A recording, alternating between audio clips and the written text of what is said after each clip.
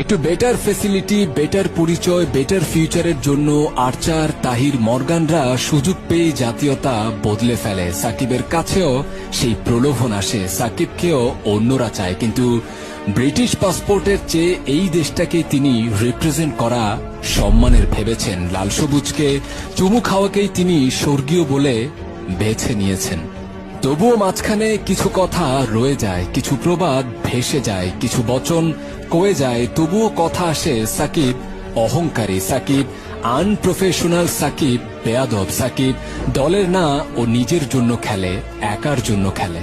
তখন খুব করে বলতে ইচ্ছে করে, কিছু সুক্তারা থাক না আনপ্রফেশনাল, তারা ওরকমই থাক, তারা নিয়মের বাইরে গিয়ে নীতিটা বদলাতে থাক, তারা বেয়াদবি করে অধিকারটা ছিনিয়ে নিক, তারা ঘাড় তেড়া হয়ে মিথ্যাকে মুছে দিক, তারা তেতো সত্যের আগুন দিক বিদিক জ্বালিয়ে দিক, মৃতপ্রায় রুমকে পুড়িয়ে দিয়ে নিরুর মতো হাসতে হাসতে বাঁশি বাজাক, খাদযুক্ত খনিটা পুড়িয়ে স্বর্ণটা আর একটু খাঁটি করুক।